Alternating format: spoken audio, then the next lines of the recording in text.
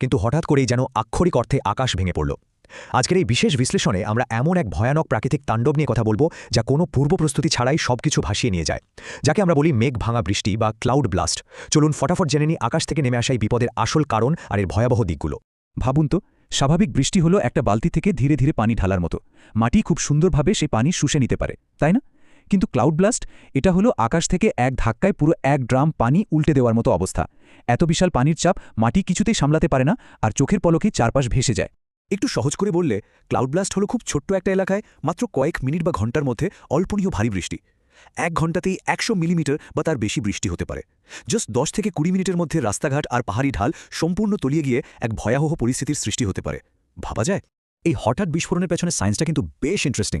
প্রথমে গরম আর হালকা বাতাস খুব দ্রুত উপরে উঠে যায়, সেখানে গিয়ে ঠান্ডা পরিবেশে বিশাল বিশাল মেঘ তৈরি করে, যেখানে টন টন পানি জমে থাকে। এই বাতাস যখন পাহাড়ের গায়ে ধাক্কা খায়, তখন মেঘগুলো আর এত পানি ধরে রাখতে পারে না। ব্যাস, শুরু হয়ে যায় হঠাৎ সেই প্রলয়ঙ্কারী বৃষ্টি। আর এই হঠাৎ বৃষ্টির রেজাল্ট এক কথায় ভয়াবহ।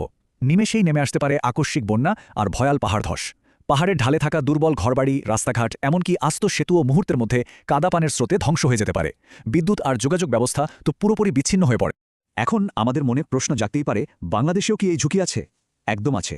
চট্টগ্রাম, রাঙামাটি, বান্দরবান, খাগড়াছড়ি আর সিলেটের পাহাড়ি ও টিলা অঞ্চলগুলো মারাত্মক ঝুঁকির মধ্যে রয়েছে, কারণ সেখানে পাহাড় আছে, বাতাসে প্রচুর আর্দ্রতা আছে, আর আছে বর্ষার ভারী বৃষ্টি। মানে ক্লাউড ব্লাস্ট হওয়ার একেবারে পারফেক্ট রেসিপি।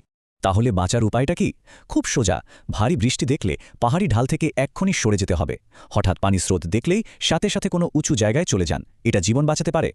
আর হ্যাঁ, দীর্ঘমেয়াদে পাহাড় ধস ঠেকাতে পাহাড় কাটা সম্পূর্ণ বন্ধ করাটা কিন্তু মাস্ট।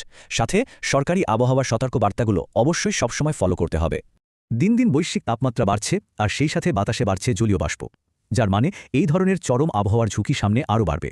তাই আজকের এই সংক্ষিপ্ত আলোচনা শেষে আপনাদের কাছে আমার একটি প্রশ্ন রেখে যেতে চাই। জলবায়ু পরিবর্তনের এই যুগে হঠাৎ নেমে আসা ক্লাউড ব্লাস্টের তাণ্ডব থেকে বাঁচতে আমাদের পাহাড়ি অঞ্চলগুলো কি আসলে